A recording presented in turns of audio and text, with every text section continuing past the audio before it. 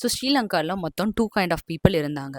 So மெஜாரிட்டியில் சிங்களா அப்படின்ற ஒரு பீப்புளும், மைனாரிட்டியில் நம்ம தமிழ் ஈழ மக்களுமே இருந்தாங்க. ஸோ தமிழ் மக்கள் மெயின்லி ஜஃப்னா சைடில், ஈஸ்ட் அண்ட் வெஸ்ட் சைடில் தான் அதிகமாக இருந்தாங்க. ஸோ என்னதான் தமிழ் மக்கள் இந்த மாதிரி மைனாரிட்டி லெவலில் இருந்தாலுமே அவங்களோட உரிமைகளுக்காகவுமே அவங்களுடைய அடிப்படை தேவைக்காகவுமே வந்துட்டு அப்போ அவங்களுக்கு எந்த ஒரு பிரச்சனையும் இல்லை. ஸோ ஈவன் பிரிட்டிஷ் ஆட்சியில் கூட தமிழ் பீப்புள் வந்துட்டு எஜுகேஷன் லெவலில் நல்லா ஸ்ட்ராங்காகவும் ஒரு சில கவர்மெண்ட் ஜாப்ஸில் அவங்களுமே இருந்தாங்க. அதுக்கப்புறம் ஸ்ரீலங்கா பீப்புள் மெஜாரிட்டி லெவலில் இருக்காங்க இல்லையா, ஸோ இவங்க எல்லாமே என்ன நினச்சிருக்காங்க அப்படின்னா சிங்களா மக்களுக்காக மட்டும்தான் இந்த நாடு அப்படின்னு சொல்லிட்டு ஒரு ஸ்ட்ராங்கான பொலிட்டிக்கல் மைண்ட் செட் வந்துட்டு இவங்களுக்குள்ளேயே க்ரோ ஆக ஆரம்பிச்சிருக்கு.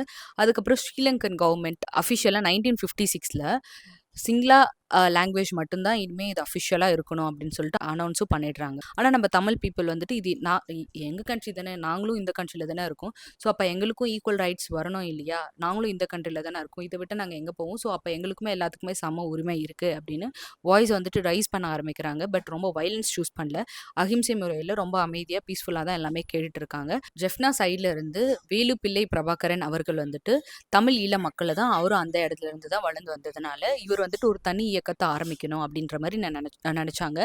ஸோ ஈழம் மக்களுக்கான தனி நாடு தான் அவங்களோட கோலாகவும் இருந்தது. இந்த கோலை நோக்கி வந்துட்டு இவங்களும் வந்துட்டு போர் தொடுத்துறாரு. வேலுப்பிள்ளை பிரபாகரன் அவர்கள் வந்ததுக்கு அப்புறம் இனிமே வந்துட்டு நம்ம வந்துட்டு அகிம்சை முறையில் எல்லாமே போராட்டினா நடக்காது, வேலைக்கு வந்துட்டு நம்ம வைலன்ஸ் சூஸ் பண்ணி தான் ஆகணும் அப்படின்ற மாதிரி இவர் டிசைட் பண்றாரு. இவர் வந்துட்டு ஏன் அதை டிசைட் பண்றாரு அப்படின்னா 1983 பிளாக் ஜூலைல நிறைய தமிழ் மக்களோட வீடு வந்துட்டு எரிக்கப்படுது, நிறைய தமிழ் மக்களோட உரிமையும் பறிக்கப்படுது, அதுக்கப்புறம் நிறைய தமிழ் மக்களும் கொல்லப்படுறாங்க. ஆனா ஒரு கட்டத்துக்கு மேல ஸ்ரீலங்கன் கவர்மெண்ட் வந்துட்டு தமிழ் ஈழ மக்களுக்கு வீடே இல்லாம அவங்கள சுட்டு கொண்டு அவங்களோட வீடை எரிச்சு அவங்களுக்கான அடிப்படை தேவை எதுவுமே செய்ய விடாம இருக்கிறப்போ அவங்களுக்கு எப்படி இருக்கும்? ஸோ லைக் நம்மளுமே ஒரு இதுவும் நம்ம நாடு தான், இதை விட்டு நம்ம எங்க தான் போவோம் அப்படின்ற மாதிரியான மைண்ட் செட் அவங்களுக்கும் இருக்கு இல்லையா. ஸோ அந்த மாதிரி 1983 இந்த இன்சிடென்ட்க்கு அப்புறமே தான் ரியல் வாரே ஸ்டார்ட் ஆக ஆரம்பிச்சது.